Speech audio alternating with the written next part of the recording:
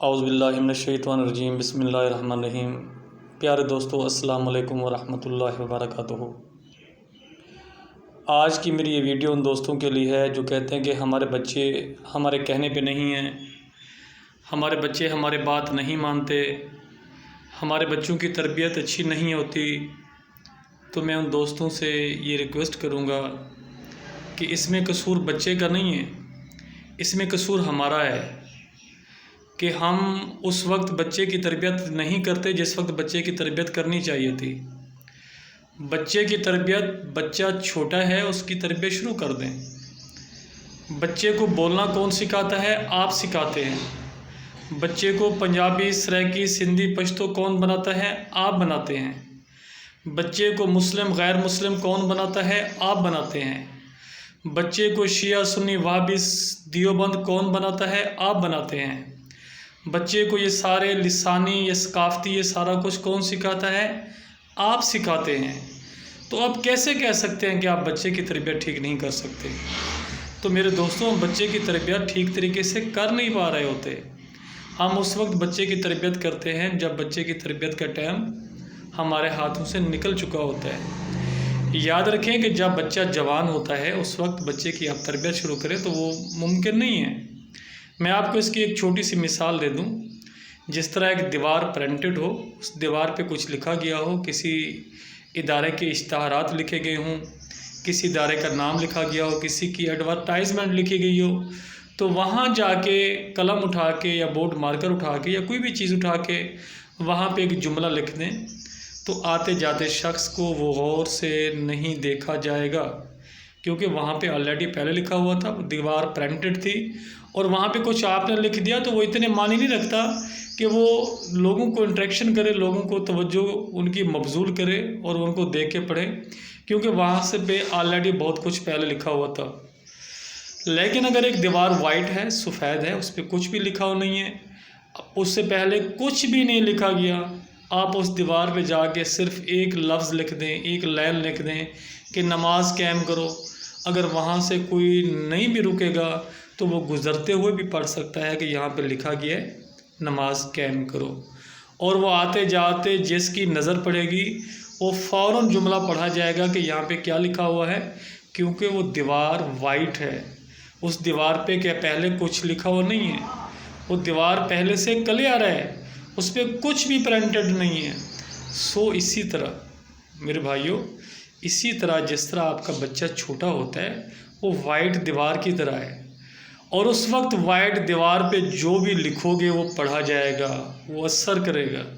اس وقت اس دیوار پہ کچھ اور لکھا ہوا نہیں ہے، وہ دیوار خالی ہے، وہاں پہ جو کچھ بھی لکھو گے وہ لکھا جائے گا۔ اس وقت تمہاری مرضی بچے کو 5 وقت کا نمازی بناؤ، اس وقت تمہاری مرضی کہ بچے کو اسکول بھیجو، بچے کو کوئی کام سکھاؤ، بچے کو جو بھی زبان سکھا دو، بچے کو جو مذہب سکھا دو، جو مسلک، جس مسلک میں بچے کو لے جاؤ، اس وقت اس بچے پہ آپ کی مرضی چلے گی۔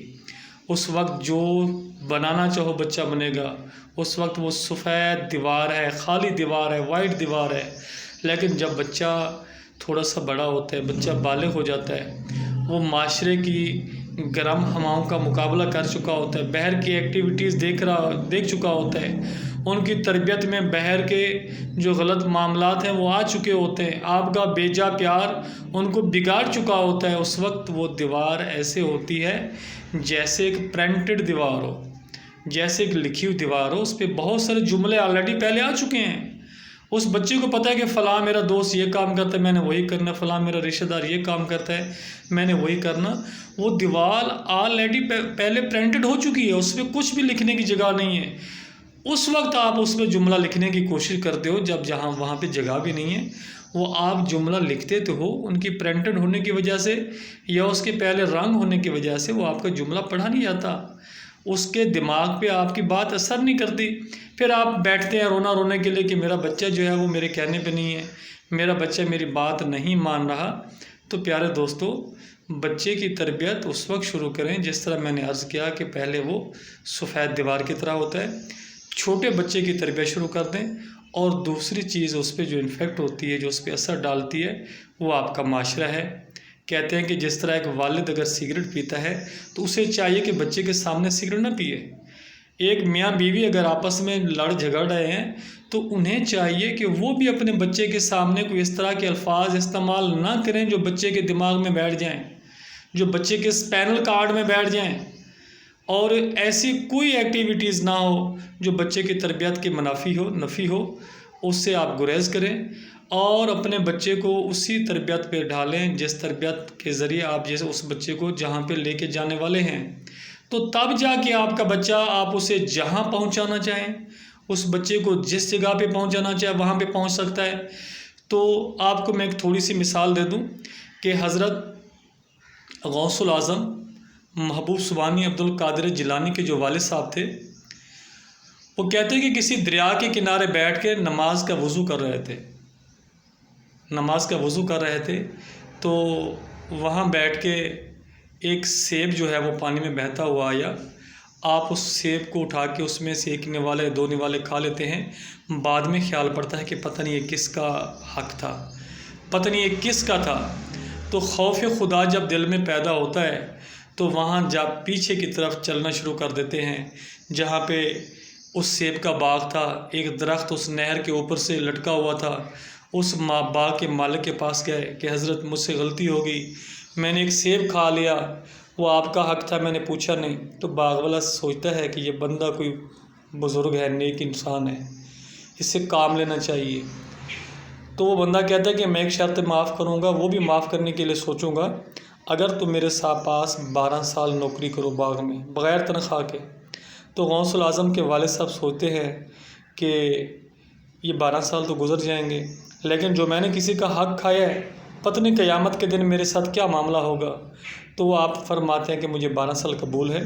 جب 12 سال بغیر معاوضے کے اس باغ میں نوکری کرتے ہیں اور 12 سال کے بعد اس مالک کے پاس جاتے ہیں کہ حضرت آپ نے فرمایا تھا کہ میں 12 سال کے بعد سوچوں گا، میرے بارے میں کچھ سوچیں کہ میں معافی کا طلبگار ہوں، ایسا نہ ہو کہ آپ مجھے معاف نہ کریں، میری موت آ جائے اور پتہ نہیں میرے ساتھ کیا معاملہ ہوگا۔ اس کے بعد وہ مالک کہتے ہیں کہ میری ایک شرط ہے، میں آپ کو معاف کرتا ہوں۔ تو غوث العظم محبوب سبحانی عبد القادر جیلانی کے والد صاحب کہتے ہیں مجھے آپ کی ہر شرط منظور ہے، لیکن مجھے آپ معاف کریں۔ وہ کہتا ہے شرط یہ ہے کہ آپ میری بیٹی سے شادی کر لیں۔ میری بیٹی جو ہے وہ سر سے گنجی ہے، ہاتھوں سے ٹنڈی ہے، پاؤں سے منڈی ہے، آنکھوں سے اندھی ہے، سر سے گنجی ہے۔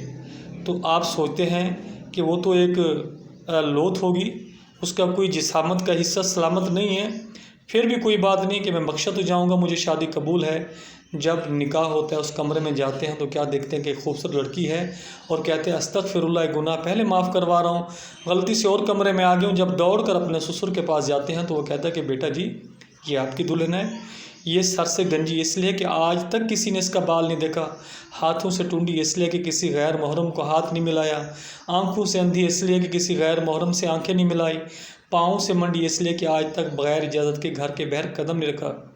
تو میرے دوستو دیکھو کہ جب ان کی تربیت ایسی تھی لڑکی کی، اور لڑکا جو دلہا تھا اس کی تربیت ایسی کی کہ ایک سیب کے لیے اتنا تگ و دو کر رہا تھا۔ تو یہ بھی ایک نصیحت ہے آنے والی نسل کے لیے، جیسے کہتے ہیں کہ بچے کی تربیت کرنی ہے تو 20 سال یا 25 سال پہلے تربیت کرو، یعنی ان کے والدین کی تربیت کرو۔ تو ان کے والدین کی تربیت جب وہاں سے شروع ہوئی تو آپ دیکھیں وہاں سے پیدا کون ہوا، ان والدین سے پیدا کون ہوا؟ وہ پیدا ہوا جسے غوث العظم محبوب سبحانی عبد القادر جیلانی کہتے ہیں۔ تو پیارے بھائی، بچوں کی تربیت کرنے کے لیے سب سے پہلے ہمیں چاہیے کہ ہم اپنی تربیت کریں۔ اپنی تربیت یہ ہے کہ اس بچے کے سامنے جو ہماری ایکٹیویٹیز ہے وہ پازیٹیو ہونی چاہیے۔ ماں باپ کی تمام تر ایکٹیویٹیز بچے کے سامنے پازیٹیو ہونی چاہیے۔ پھر مجھے اللہ پہ امید ہے کہ ہمارے بچوں کی انشاءاللہ تربیت جو ہے وہ اچھی ہوگی اور ہمارے بچے ہمارے لیے سکون کا باعث بنیں گے۔ دعا ہے کہ اللہ تبارک و تعالی ہر کسی کے بچے کو اچھی تربیت لینے کے لیے ان کو نصیحت قبول کرنے کا عادی بنائے۔ والسلام۔